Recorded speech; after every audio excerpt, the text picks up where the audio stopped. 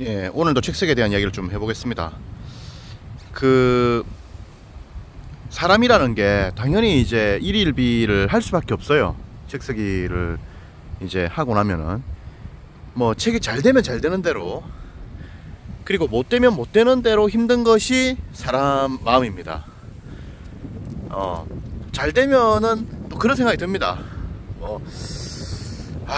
조금만 더 했으면 10억이 더 생겼을 건데, 뭐 이런 생각이 듭니다. 네, 조금만 더 했으면은 훨씬 더 좋았을 것이다, 이런 생각이 당연히 들죠. 못 되면 다른 사람들은 잘 되는데 왜 나는 못 되는 걸까? 나는 왜 이렇게 성공이 느리게 오는 걸까? 혹시 아예 안 오는 건 아닌가? 이런 생각들이 많이 듭니다. 그리고 책을 쓰는 과정에서도 굉장히 힘이 들죠. 주제를 잡는 과정, 목차를 잡는 과정, 원고를 쓰는 과정, 그리고 원고 쓰는 어떤 구조를 잡는 과정, 자료를 이 책의 어떤 어디에 어느 목차에 배치해서 어떤 식으로 써가지고 어떻게 내 주장을 증명할 것인가에 대한 고민도 많이 들고, 뭐 여러가지 고민들이 많이 듭니다. 책을 쓰는 과정에서도 여러가지 고민들과 고통과 이런 시간이 필요하죠. 뭐 원고 다 쓰고 나도 뭐 퇴고하면 또 부족한 게 보이고, 뭐 계속해서 여러가지 고민들이 드는 게 사람 마음입니다. 그리고 이제 연락이 또 이제 많이 오면은 또 많이 오는 대로 힘이 들고, 출판사에서 연락이 많이 온단 말이에요. 계약하자고 투고하고 나면은 많이 오면은 또 어디랑 또 이제 해야 될 것인가, 그리고 과연 여기랑 했을 때 임팩트가 좋을 건가, 과연 큰 출판사가 좋은 것인가, 과연 좋은 것인가, 일반적으로 좋다는 것이 나에게도 좋은 것인가, 작은 출판사하고 계약하지 말라고 하던데 과연 그게 뭐 나의 경우에도 그게 맞는 것인가, 예외도 있다던데 어떻게 될 것인가, 뭐 등등부터 해서 여러 생각이 들어요. 그리고 예를 들어서 큰 출판사랑 해가 잘 됐잖아요. 그럼 또 그런 생각이 듭니다. 다른 출판사랑 해가지고 더 잘 될 수 있었던 거 아닌가, 뭐 그런 생각도 들고, 어떤 분이 책을 했는데 그런 이야기를 하죠. 혹시 그분 책이 50만 부 정도 나갔단 말이에요. 50만 부. 책이 많이 나갔죠, 굉장히. 그리고 그 이후에 그분이 강연이나 이런 걸 많이 했거든요. 근데 이제 그분은 또 그런 이야기를 하죠. 다른 데서 했으면 더 많이 나갔지 않았을까, 책 제목을 바꿨으면 더 많이 나가지 않았을까, 뭐 이런 이야기를 하는 게 사람 심리라는 거죠. 마치 아파트를 10억을 주고 샀는데 50억에 팔았어. 근데 100억을 벌 수 있지 않았을까, 이런 마음이 드는 게 사람 마음이라는 거예요. 사람 마음은 그런 것이거든. 그렇게 계속 마음이 들고 힘이 드는 겁니다. 그래서 이 출판사가 연락이 많이 와도 이제 선택에 또 애로가 있고, 연락이 안 오면, 연락이 한 군데도 안 오면 결국 기획출판 실패했구나, 그 다음에 자비 출판해야 되는 거구나, 결국 내가 좀 능력이 없는 거구나 부터 해서 온갖 또 자괴감에 또 시달립니다. 거절 메일이 올 때마다 가슴이 철렁철렁거리죠. 거절 메일이 올 때마다.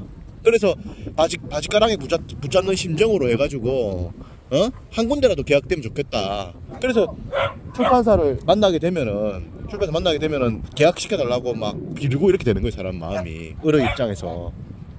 그리고 또 베스트셀러 작가 되면 언제 또 내가 그러냐는 듯이 갑의 어떤 입장으로 변해가지고 출판사를 이제 고르죠. 고르죠. 그때마다 온갖 또 마음이 듭니다. 뭐 갑이 된다고 해서 늘 마음 편한 것도 아니에요. 왜냐면 이제 그만큼 더 이제 기대치가 올라갔기 때문에 그만큼 더 성과를 또 내야 되는 것이고, 못 냈을 때 또 자괴감이 드는 겁니다. 그리고 책이라는 것은 오늘 10만 부 나갔지만 내일은 10,000부도 안 나갈 수 있어요. 10,000부도 안 나갈 수 있어요.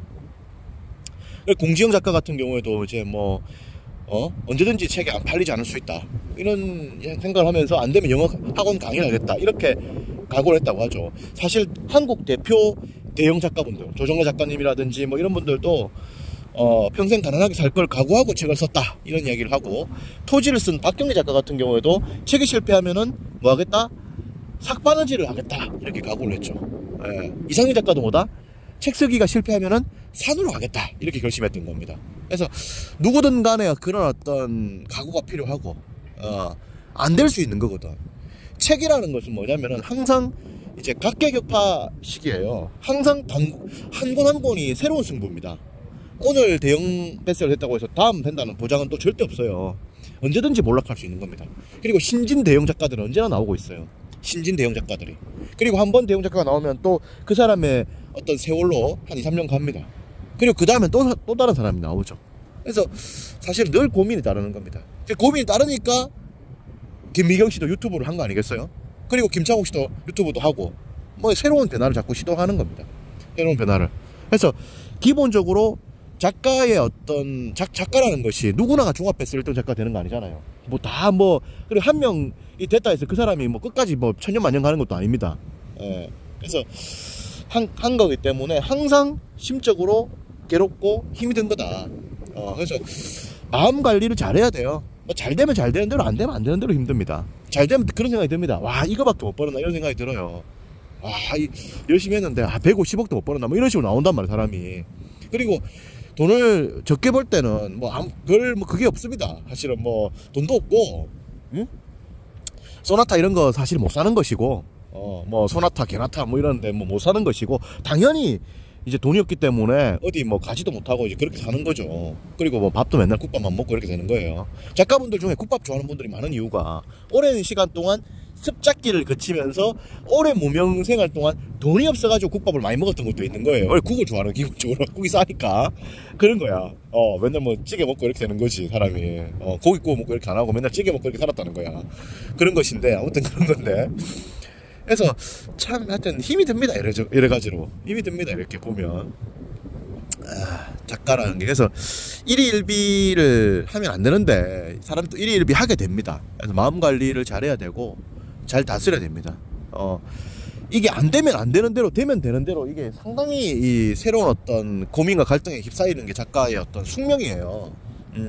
왜냐면은 또 다른 스테이지를 또 끌고 가야 되고 펼쳐야 되기 때문에, 예를 들어서 뭐 처음에는 책을 한 권도 못 내는 입장이 됐잖아요. 근데 책을 또 이제 내는 입장이 되면은 이제 책을 이제 얼마나 팔아야 될 것인가, 그리고 이걸로 이제 어떻게 사업을 할 것인가, 또 사업을 또 해보면은 또 이게 잘 될 수도 있고 안 될 수도 있단 말이야. 잘 되면 잘 되는 대로 고민, 안 되면 안 되는 대로 고민이야. 왜? 한 달에 3천만 원, 5천만 원, 1억 벌었다 이거야. 그러면 또 그런 생각이 드는 거지. 야, 이거 직원을 대가지고 이거를 지금 한 100명 정도 고용을 해가지고 이거를 기업화 시켜갖고 상장을 시키고 뭐 이런 생각이 또 드는 거예요, 사람 마음이. 그리고 처음이야 뭐 집도 없고 뭐 맨날 월세 살고 뭐 전세 살고 이렇게 살다가 차도 없고 오토바이 타고 다니고 하다가 차도 이제 벤츠로 바꾸고 마이바흐로 바꾸고 이렇게 된단 말이야, 사람이. 그리고 처음에 이제 집도 못 사는 상황에서 이제 빌딩도 사게 되고 큰 건물도 짓게 되고 땅도 크게 사게 되고 이렇게 된단 말이에요. 예전에 잘 나가는 작가분들, 소설가들 이런 분들도 뭐 누군지 이야기는 안 하겠습니다만 한국 최고의 작가 중에 또 한 명이죠. 그런 분들도 맨날 뭐 대형 출판 사장하고 같이 둘이서 땅 보러 다니고 했던 거거든. 땅 보러 다니고 맨날. 그분 이미 작고 하셨는데 돈을 많이 벌었죠, 그분도. 그분도 많이 벌었고, 작가들이 이제 돈을 많이 벌면 이제 땅 보러 다니는 거야. 땅 보러 다니고 부동산 사고 뭐 그렇게 하는 분도 있고, 그 다음에 또 출판사 차리는 분도 있고, 뭐 새로운 또 길들을 간단 말이에요, 각자 길들을. 그때는 또 그때대로 또 고민입니다. 그때는 그때대로 고민이에요.